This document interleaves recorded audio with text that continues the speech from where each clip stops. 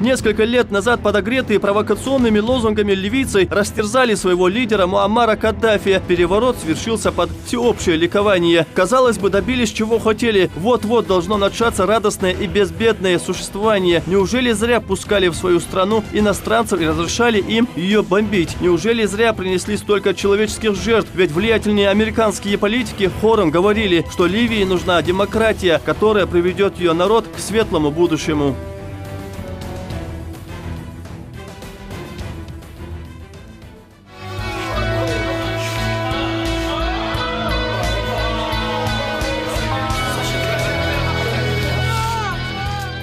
Им обещали, что Ливия будет купаться в лучах благоденствия и процветания, а на деле люди живут там в состоянии непрекращающейся гражданской войны. Словом, все познается в сравнении.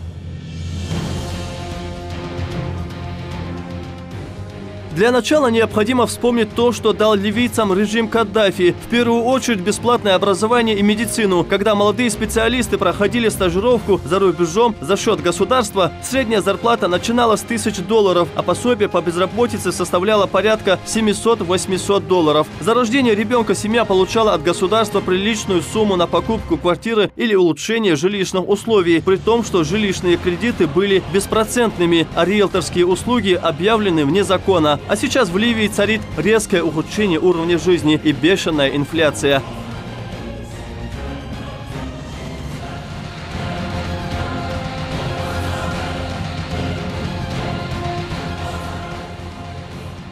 Экономика некогда самой богатой страны региона сегодня полностью разрушена. Ливийцы потеряли себя. Экстремизмом можно назвать то же самое, если в интернете мы в комментариях напишем какие-то нелестные высказывания в сторону даже любого народа, это уже экстремизмом считается.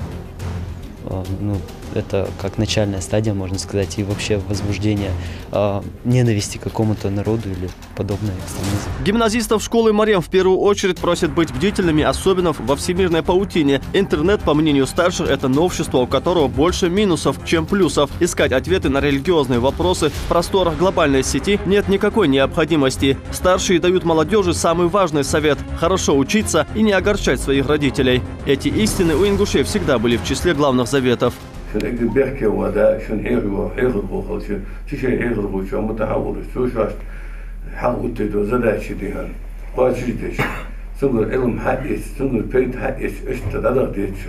Подобные встречи проходят не только в школах. В Управлении по делам религии при главе Ингушетии разработан план, согласно которому профилактические беседы проводят также со студентами СУЗов и вуза. Организаторы надеются, что однажды они будут проводиться совсем по другим причинам. Не из необходимости сохранить нашу молодежь от вовлечения в НВФ, а из желания просто побеседовать и поделиться опытом с представителями старшего поколения. Ведь именно на таких встречах молодым людям могут дать полезные советы, которые обязательно пригодятся в жизни.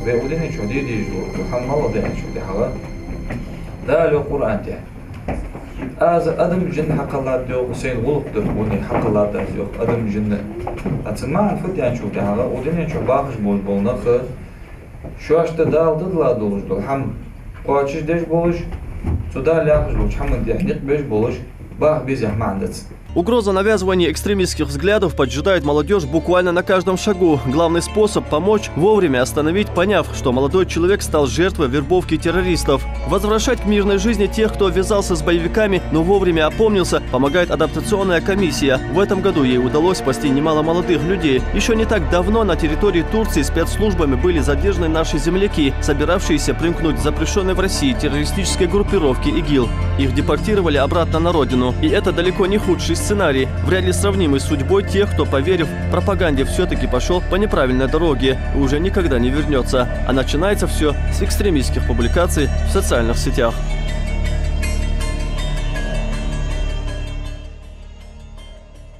Терроризм – это самое большое зло по своему ужасу, по своему масштабу.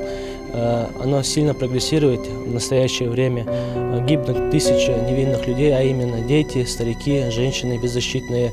Сотни молодых людей становятся заложниками. Молодежь должна быть бдительной. Вербовщики действуют повсюду, обещая рай, рассказывая об избранности своих лидеров. У террористов всегда найдется подходящая сказка и для девушек, которым пообещают счастливую жизнь, и для молодых людей, которым предложат награду от Всевышнего. Главное не поддаваться чуждой идеологии и помнить, что ислам – религия мира.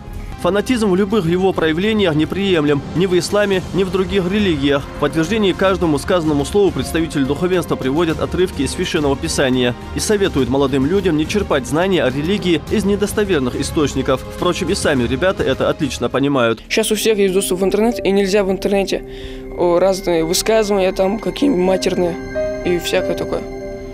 Смуту сеять. Найти свое место в жизни, заняться любимым делом или быть убитым и похороненным в чужой земле за чужие и непонятные идеи. Тут главное сделать правильный выбор. Терроризм и экстремизм и есть то зло, разжигающее национальную, религиозную и социальную ненависть. Сегодня это общемировая проблема, а значит и решать ее нужно всем миром. Бандиты, террористы, боевики, большинство молодых людей, попавших под подполье, умело манипулируют, внушая, что только они живут на этом свете правильно и обязаны заставить всех остальных жить так же. Экстремизм – это одна из отраслей, на мой взгляд, терроризма. Потому что экстремизм, эти люди прибегают к совершению террористических актов для осуществления своих каких-то целей. Недостаточное знание вопросов религии или искаженная ее трактовка под влиянием манипуляторов и приводит к вербовке молодых людей, что называется силами извне, как оказаться не втянутым в эту паутину заблуждений.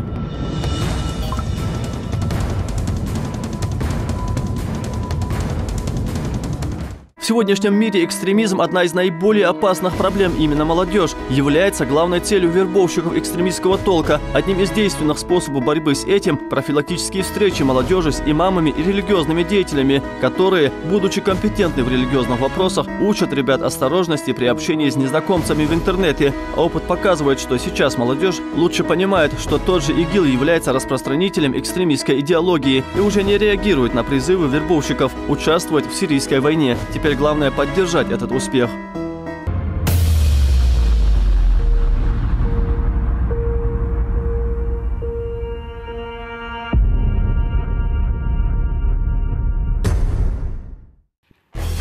Сейчас молодые люди разделяются по различным религиозным течениям, что в итоге тоже может привести к конфликтам между ними. Но ислам – религия мира, в которой нет места распрям и ссорам, особенно на почве религии. И хорошо, что ребята прислушиваются, понять, что хорошо, а что плохо, сегодня все легче.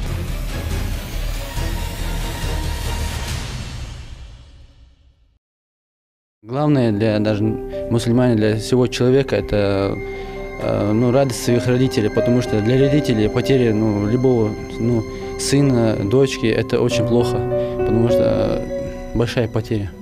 Каждый человек для маленькой Ингушетии на вес золота, потому что нужно дорожить своими жизнями и, конечно, здоровьем своих близких, которые часто страдают из-за необдуманных поступков молодежи. А люди, которым необходимо набрать пушечное мясо, обманом и красивыми словами пытаются играть на юношеском максимализме. Не превращай свою жизнь в бессмысленную пустоту. Не стань машиной разрушения.